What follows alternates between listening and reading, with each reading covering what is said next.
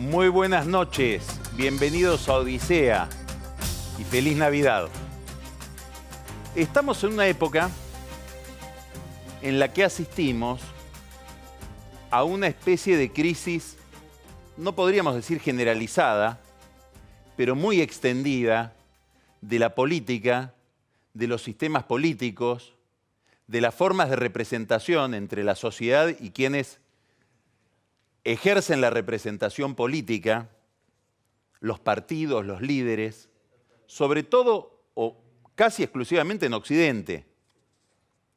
Miren lo que está pasando en España, no solo con la crisis de Cataluña, sino con las derivaciones que está teniendo esa crisis respecto de la estabilidad de los partidos tradicionales, el PP, el PSOE, y la aparición de nuevos partidos como Ciudadanos.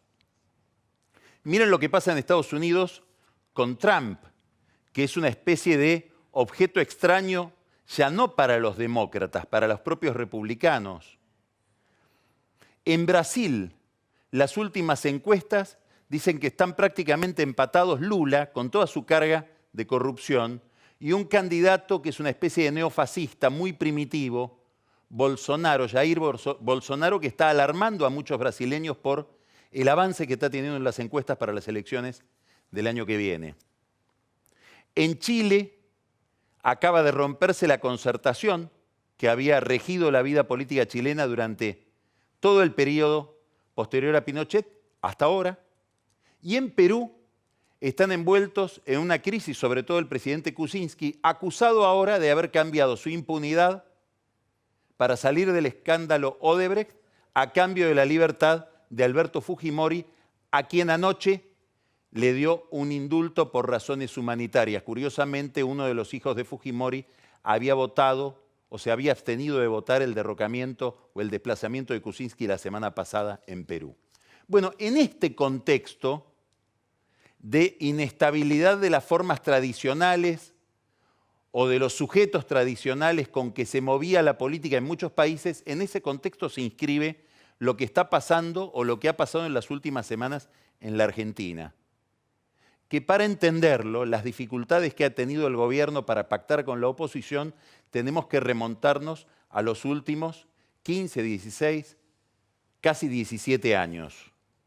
En el 2001, la Argentina tuvo una tormenta impresionante en el campo de la política, que se vayan todos, decía la gente, y la principal víctima de esa tormenta fue el Partido Radical.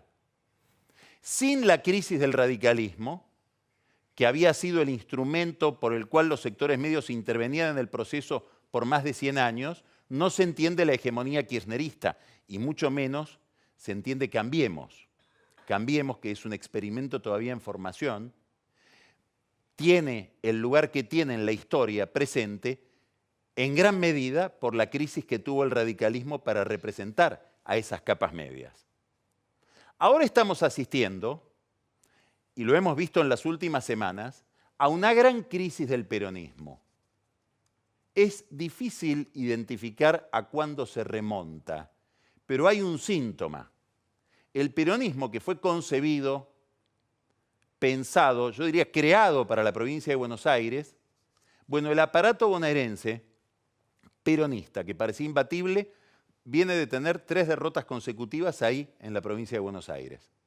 Ese aparato bonaerense perdió contra Sergio Massa, que fue un desprendimiento del peronismo en el año 2013, perdió contra Vidal, ayudado en gran medida por la candidatura de Aníbal Fernández a perder, en el año 2015, sin esa derrota no se explicaría la llegada de Macri a la presidencia en la segunda vuelta, y acaba de perder de nuevo, nada menos que con Cristina Kirchner a la cabeza.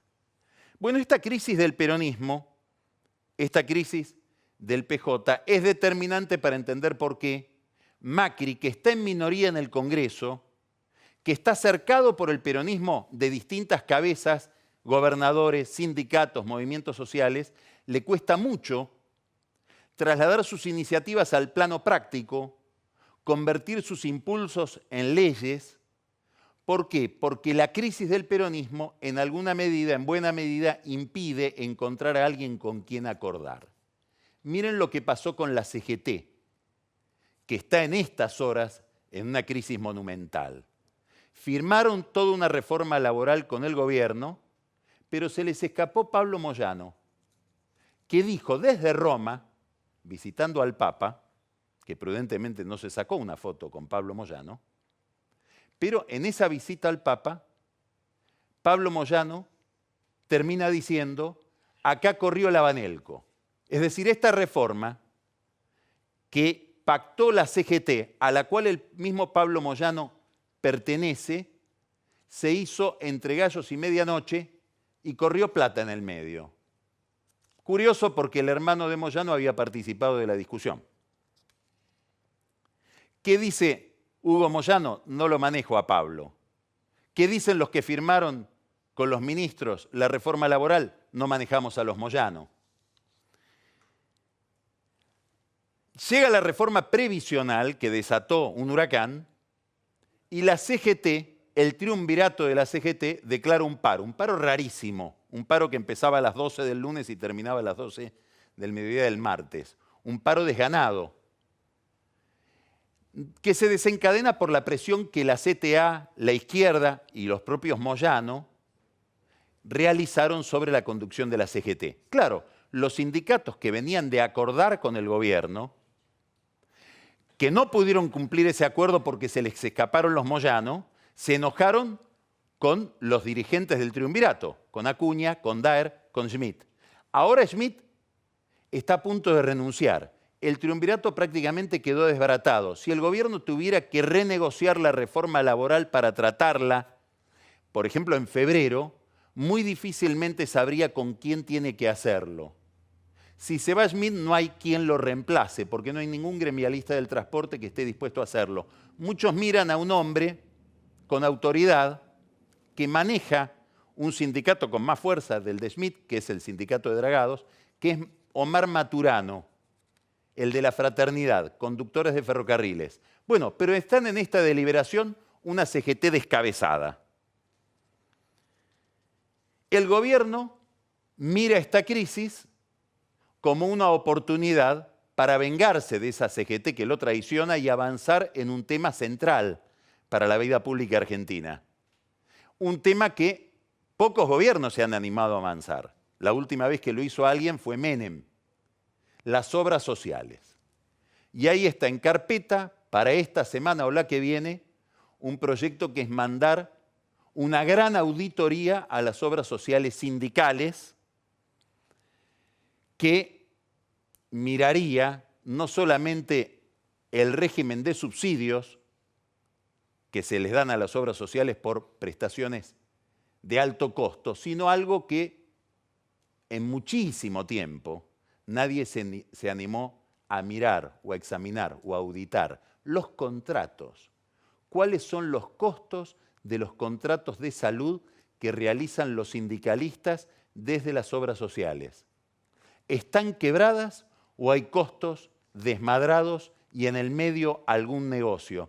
Esta es la pregunta que está detrás de esta amenaza de Macri, que es enviar una auditoría al sistema de salud administrado desde la época de Onganía por los sindicatos argentinos. Mientras tanto, sigue el foco sobre Moyano, que tiene un enorme poder, le han dado la AFA, maneja gran parte del negocio de los puertos, sobre todo ligado a los camioneros, tiene el problema pendiente de qué va a pasar con OCA, una empresa que prácticamente parece suya, y además de todo esto, algún problema con sus hijos y la administración de una empresa de salud que presta servicios a la obra social de camioneros, sobre todo servicios de farmacia. En cualquier momento aparece otro escándalo en la administración de Moyano y la obra social de su gremio. El mismo problema que apareció en la CGT para pactar la reforma laboral apareció en la relación de Macri y del gobierno con los gobernadores peronistas. De golpe, todos habían firmado un acuerdo, ese acuerdo funcionó en el Senado, pasaron las leyes como un reloj, van a volver a pasar las que tienen que pasar esta semana. Esta semana seguramente se va a aprobar la reforma tributaria en el Senado. El gobierno sigue manteniendo su acuerdo con Miguel Pichetto, que es el jefe del bloque mayoritario de peronistas en esa Cámara, Pero en diputados se armó también un descalabro. Los ministros hablan con los gobernadores y los gobernadores dicen, no manejamos a nuestros diputados. Más aún, un gobernador, el de San Juan, que ahora forma parte de las oraciones de Macri, Sergio Uñac, había firmado todos los acuerdos, pero después mandó a votar en contra. Es más, algunos diputados de San Juan ni siquiera dieron quórum. CGT, se nos escaparon los moyanos. Gobernadores, se nos escapó Uñac. Uñac, se me escapan los senadores y los diputados. En general, los gobernadores dicen, no manejamos a nuestros diputados. Macri, a pesar de todo este desmanejo en las negociaciones que proviene de esta crisis que está viviendo el peronismo, consigue un triunfo que ha pasado casi inadvertido, pero que es un triunfo espectacular, contra el cual hay que mirar para evaluar bien costos-beneficios, el enorme costo de todo lo que sucedió en la Plaza del Congreso el lunes pasado y antes del lunes, el jueves anterior. ¿Y cuál es ese triunfo? Consigue que el peronismo le habilite 65.000 millones de pesos a Cambiemos en la figura de María Eugenia Vidal para armar un nuevo fondo del conurbano. Eso para Macri puede significar la reelección propia y la de Vidal. Y si Vidal se reelige como gobernadora en la provincia de Buenos Aires, la perspectiva del peronismo de volver a recuperar esa provincia se vuelve cada vez más brumosa. Y el peronismo sin la provincia de Buenos Aires tiene un destino incierto.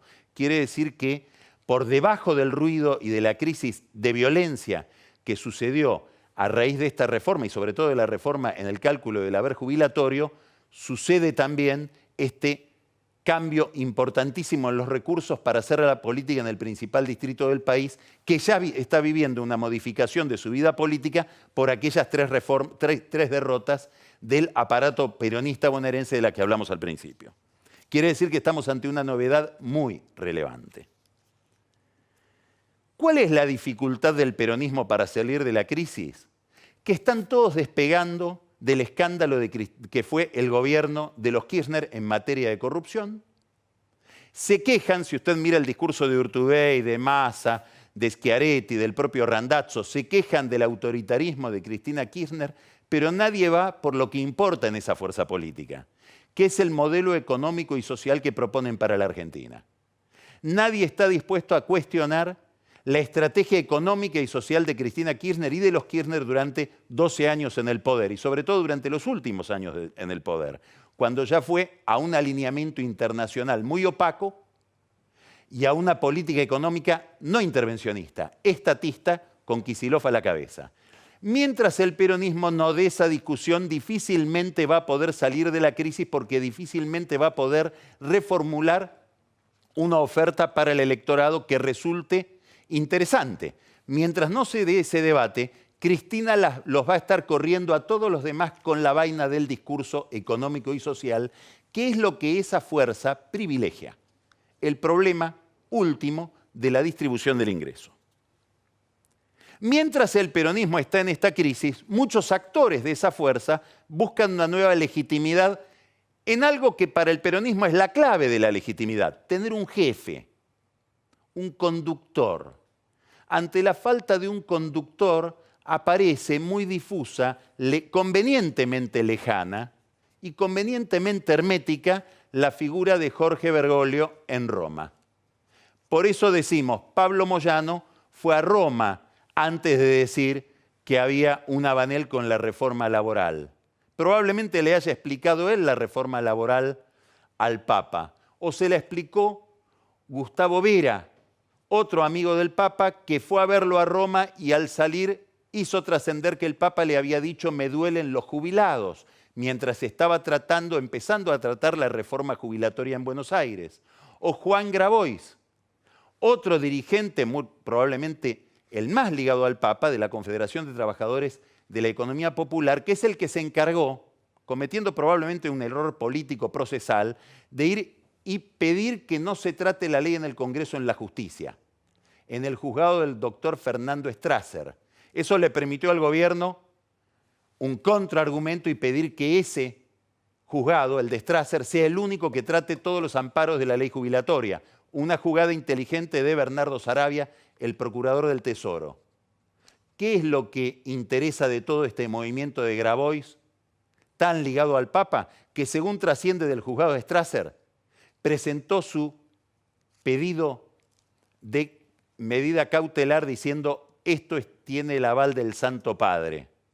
Muy probablemente el Santo Padre no le dé el aval explícito a nada, pero como Grabois es tan amigo de él, todo el sistema tiende a creer que detrás de toda esta jugada de la Iglesia, coronada por las declaraciones de Monseñor Jorge Lugones, de la Comisión de Pastoral Social, maldiciendo la reforma jubilatoria, muchos creen que toda esta jugada de la Iglesia está ordenada por el Papa. ¿Con qué criterio? Muy probablemente con el criterio de que con el peronismo vacante es muy conveniente, puede pensar Bergoglio, que además de un líder espiritual es un político, la Iglesia tiene que hacerse cargo de la demanda social. No solamente porque el peronismo ya no puede formularla, sobre todo contaminado por la imagen de Cristina, sino sobre todo para que esa demanda no se radicalice hacia la izquierda. Bueno, si esta es la estrategia de Bergoglio, es probable que el Papa quede identificado con un lado de la grieta, que es lo que no quiere Monseñor Ojea, que ayer dio una entrevista en el diario Clarín diciendo lo quieren ubicar al Papa ahí. Muy probablemente los amigos del Papa terminen ubicándolo como parte de una facción, a pesar de que él predica la cultura del encuentro. ¿Qué dirán los obispos? La CGT dice se nos escapó Moyano. Los gobernadores dicen se nos escapan los diputados.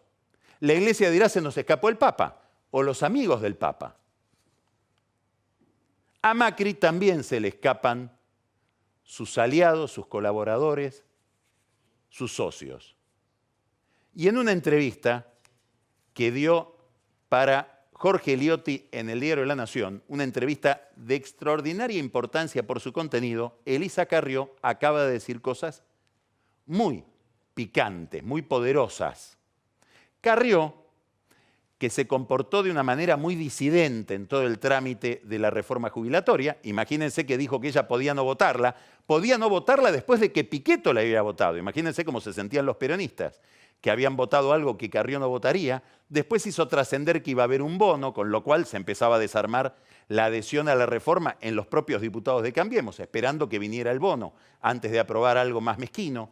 Después dijo que ella no avalaba el DNU de Macri, porque iba a llevar a una crisis, probablemente vio lo lógico, vio lo cierto, no había juez que vaya a aprobar una cautelar, a aprobar un DNU en medio de la mar de cautelares que aún con una ley empieza a plantear esta reforma. Lo cierto es que Carrió ejerció una disidencia que ahora se profundiza.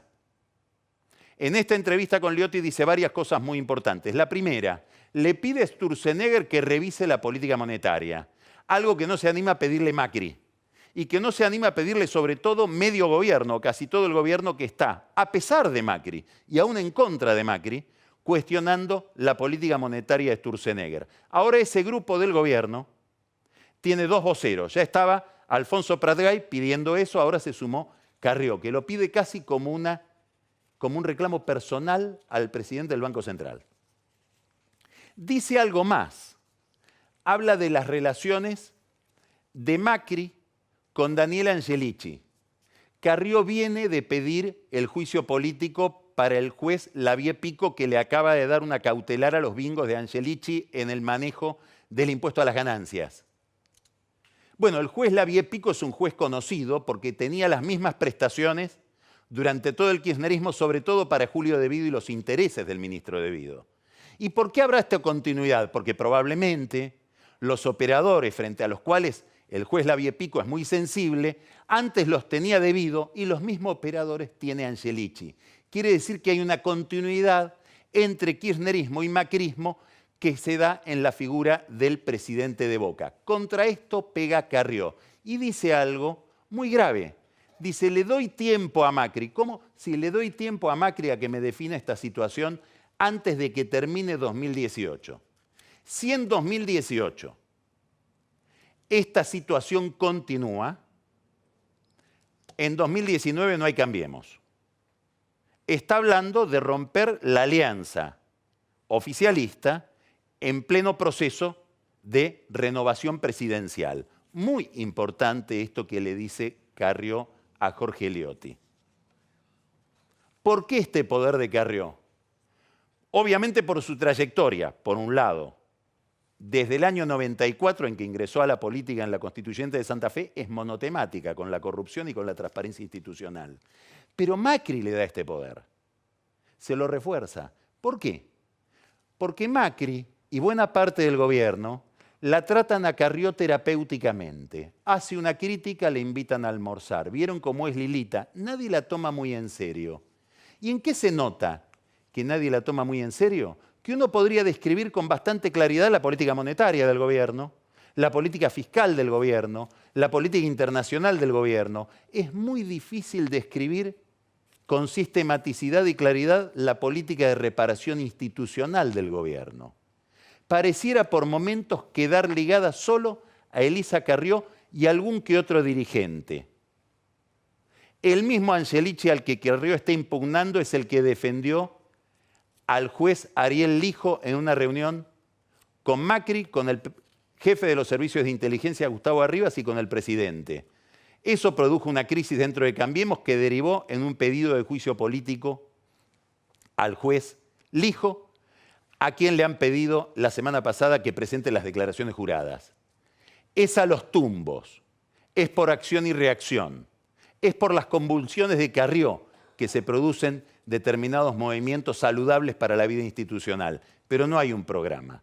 Y tal vez la falta de ese programa plantee el principal problema de Macri. ¿Hasta qué punto una modernización económica puede funcionar si no va acompañada de una modernización institucional? Vamos a empezar Odisea por este último tema, hablando con un gran intelectual. Algunos lo conocen, muchos no lo conocen. Es un teórico del derecho, de la ciencia política, el doctor Andrés Rosler. Vamos a hablar con él sobre todos los síntomas que tiene hoy la República de disfunciones en el manejo de la política. Después va a venir Marcos Buscaglia con una cuestión interesantísima, bastante difícil de entender. Las criptomonedas, las monedas virtuales, el Bitcoin y todos sus primos. Después viene Pancho Olivera, que nos va a hablar de un nuevo conflicto probable en el verano. Viene el ajuste de Macri sobre el Estado y al final Carola, whiskies navideños. Empezamos Odisea.